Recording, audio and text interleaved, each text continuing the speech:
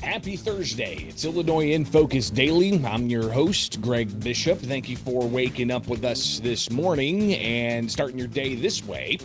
We'll talk about the state budget hearing starting as local governments are looking to increase gas taxes.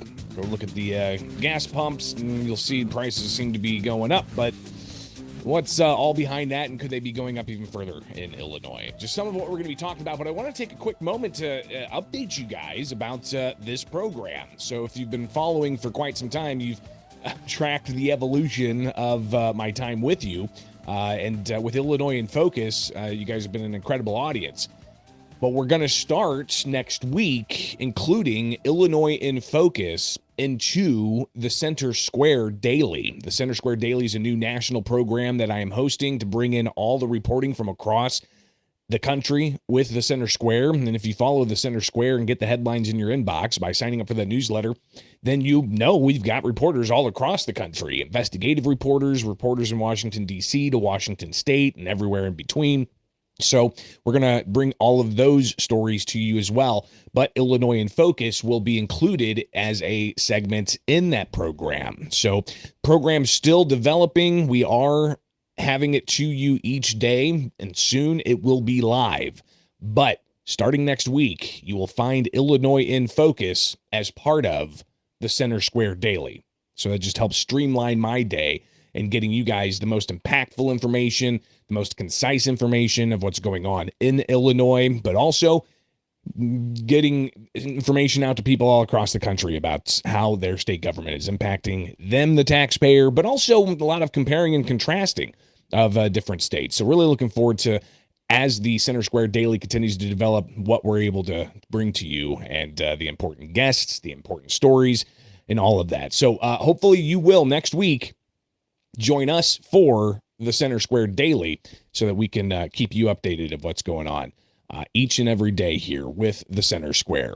All right, so I just wanted to get that out for you guys as we've got people coming into the live stream this morning, a little later than usual, but just one segment for you, quick kind of roundup of what happened yesterday at the State House. It's right here with Illinois in Focus. I'm Greg Bishop, and with you each and every weekday morning. But next week, it's going to be part of the Center Square Daily. So be sure to subscribe right here, and you'll be notified when we go live and when we post new content. So get it with the Center Square.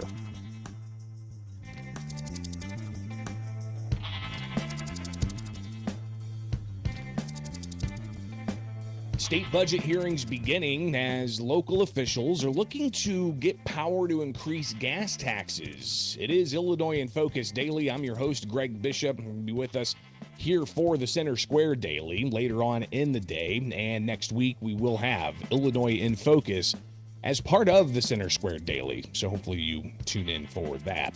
All right, well, a new survey says Illinois has the highest tax rates in the country. According to WalletHub, they released a report Wednesday.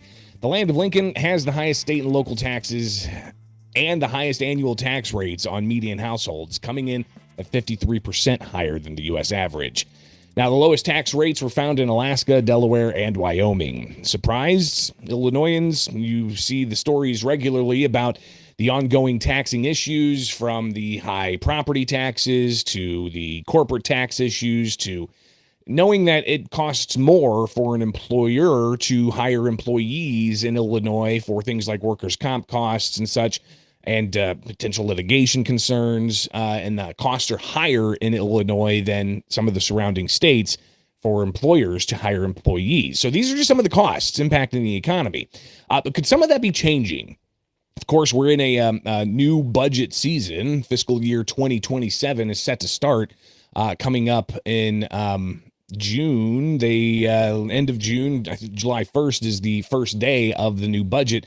So we're in the final months before the legislature has to pass a budget to get it on the governor's desk. Now, the governor in February proposed a slightly smaller budget, a little bit of belt tightening, and that's of course $54 billion, which is 42% more than what the governor had when he came into office 7 years ago. So he's proposing that, but of course he can propose things. It's the legislature that has to pass that. So they are, of course, going through their budgeting process. Illinois Secretary of State Alexi Giannoulias was the first one up during a House General Services Appropriations Committee hearing yesterday in Chicago. And he laid out that you've got a budget request for this particular agency. They're asking for more. And one thing that popped out to me was an increase they're asking for in an election year about the possibility of some constitutional amendments being proposed. Here is Alexi Giannoulias, the Secretary of State of Illinois. We've proposed an $844.6 million budget. Our overall budget is comprised of revenue from general revenue as well as federal and special funds. It marks a slight increase of 1.68% from our fiscal year 2026 budget approved by the General Assembly last year. For GRF, we had $24 million in increases, including $21.5 million, for required union contract increases and $2.5 million for the potential of a constitutional amendment mailing, which is beyond our control. Now, that constitutional amendment mailer, something that the Secretary of State would have to do to send every registered voter a pamphlet about what is on the ballot when it comes to constitutional amendments. So you're talking more than $2 million in costs they're adding into their budget requests because of that prospect. And there are several proposed constitutional amendments that could come forward, including a change to the state's income tax. And saw something similar to this back in 2020, the progressive income tax, where they would have had different rates for different earners with higher rates for higher earners. Voters rejected that. They did not approve that amendment. But now, here we are, almost 6 years later, and another proposal is coming forward to change the state's income tax to allow for a surcharge on millionaires. Multiple different proposals there.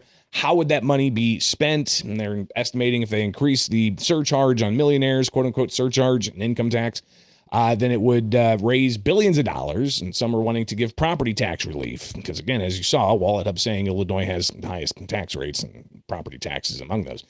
And clearly, the state is looking to pay off debts, got $140+ billion of unfunded pension liabilities and increased funding for local education and such. So all of these things compounding costs on the taxpayer, and how they would split up the billions of dollars from a millionaire surcharge. I guess those are the different proposals that there are. I guess they want to tell taxpayers, those who are supporting this idea, where they're going to spend their money. So you've got that in the mix. The possibility of before May 31st, we find out if there's going to be a constitutional amendment on the November ballot to ask for a change in the income tax. So we'll be watching that closely. But the Illinois Municipal League, they're looking for some of their own things, including a possible authority to increase gas taxes for some communities. And this comes as people are seeing the pump prices increase and conflict overseas with Iran. That had Mount Vernon Mayor talk about John Lewis, talk about what they want to see the legislature pass for municipalities to increase taxes. So I'm here today to address some legislation that would expand local authority by allowing all non-home rule municipalities to impose a local motor fuel tax. As the mayor of the city of Mount Vernon, which is a home rule community, I recognize the importance the city plays as a hub for surrounding non-home rule municipalities.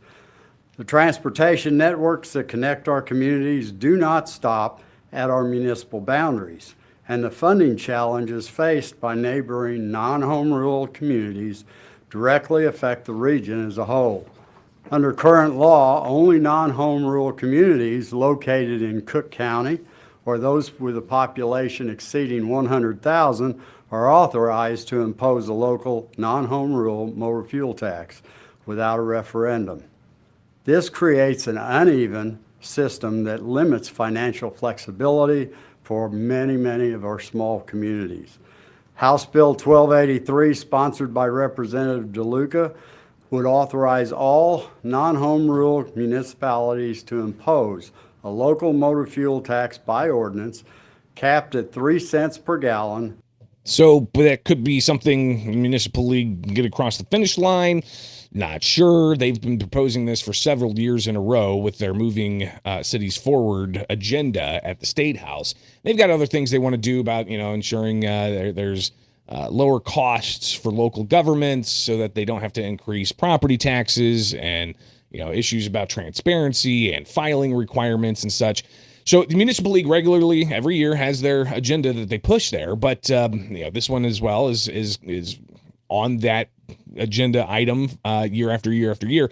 But this proposal to allow for local governments to vote to increase the gas tax, that would just tack on more to a state that already has the second highest gas tax in the country, highest in the region for sure. I mean, when we doubled the gas tax in 2019 and added on an annual increase pegged to the cost of living increase every year, you can see that it continues to increase. So some municipalities, like in Chicago and Cook County, they can increase the gas tax even further with a local gas tax. Well, now the Municipal League, looking again, year after year after year, they push for this to give them the authority to increase that gas tax locally for all municipalities so they can all tap into that extra gas tax.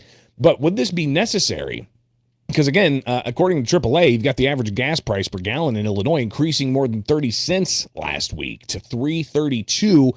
What's behind that? Well, you've got a variety of factors. Strait of Hormuz, vital connection between the Persian Gulf and open waters, and Iran has reportedly closed the straits. Many oil tankers not able to get through and hesitant to enter that area with military operations going on, so that could be adding to it, according to the AAA, to a statement from AAA to the Center Square. So you've got the ongoing questions about Iran and other things impacting gas prices, but that's just the gas price. That's not the gas tax. So while Illinois has a higher gas tax, while everybody across the country is paying the higher price, Missouri residents are going to be paying lower at the pump than Illinois residents because Missouri's gas taxes are lower than Illinois' gas taxes, so you can see how that works. But again, would municipalities need to ask to increase the gas tax if they weren't having their share of income tax dollars withheld from the state? Bear with me. Let's get into the weeds. LGDF, the Local Government Distributed Fund. From my understanding, covering the State House now for 12 years or so, the Local Government Distributed Fund was an agreement among the municipalities and the state of Illinois back when the state of Illinois had an income tax, and municipalities, and they were looking, hey, we should have our own income tax. That'd give us some revenue. Well, instead of having that happen to possibly increase income taxes across the board for all residents, the state said, well, how about we give you 10% of the income tax to municipalities through a local government distributed fund? So that 10% of the overall state income tax was meant to keep locals from trying to get their own local income tax. Could you imagine that? So you've got the issue of the LGDF not being 10% for several years. A decade plus ago, they lowered it from 10% to about like 6%. It's gone up to about close to 7% and still not fully at that 10% level. So that has municipalities regularly saying we have to crunch things. We've got budgets that are tight. We've got pensions that need to be paid. And that's why they say they're having to increase property taxes locally. And that's why they're having to find other avenues to tax more. Brad Cole, Illinois Municipal League president, he says that it's a big issue that they need to address at the State House. We still think fully funding state shares revenues is important, which means put us back at 10%. Give us the dime out of every dollar. If the state can't run off 90 cents, I don't think it's the municipalities that are the problem. And if you look at that funding, while LGDF has had growth because of growth in the income tax, so has the state's budget. In the last couple of decades, the state's budget has gone from $30 billion to $56 billion. And during that time, we have lost $1 billion a year in funding. So this is a matter of priorities, and these local officials have to be responsive to the residents that they see every day. And we think that maintaining at a minimum the current rate is reasonable, but also pushing us back to the fully funded rate. So the fully funded rate of 10% and how that impacts local communities.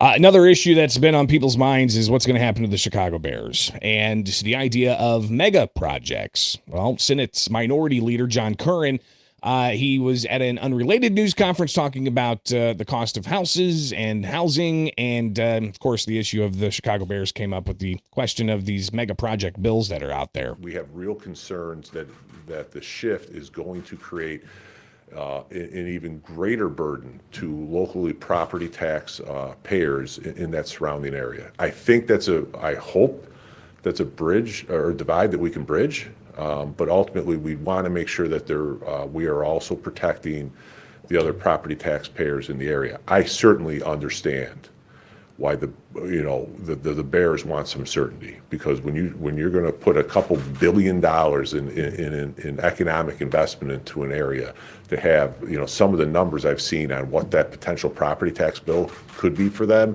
is astounding. So I think as long as we continue to work and talk through this, I'm hopeful we'll get to a solution. What does that solution look like? Again, interesting to hear how this develops and evolves over time. And kind of talking about, hey, if we give the Bears and these mega projects, Bears or not, across the state, the ability to have local governments carve out property taxes and sales taxes for construction and such, if we give local governments that ability, then that's going to shift the burden onto the regular family and, their property taxes and their tax liability. And is that fair to do? And can you truly say that the offset of economic impact from having a mega project there, like a Bears stadium complex, is that really going to offset the burden on the taxpayers, that economic activity? So, I mean, the debate's going to be interesting to watch. And of course, they've got until May 31st, at least, to get the deal in regular session. Could they come back during veto session later on this year? Of course, we'll be watching all of that right here with Illinois in Focus. But what about those local governments? What do they think about the mega projects bill? Here's Brad Cole. There have been several bills about mega projects. We officially have no position on it because it is ultimately a local decision. And we think that if the local officials, whether they're in Matteson or Peoria or Mount Vernon or anywhere else, that if they want to make that deal that involves their local taxes or local incentives or other things, that they should have that authority to. And so organizationally, we step back from it because some may benefit, some may not, some may want to do it, some may not, and we think it's their choice.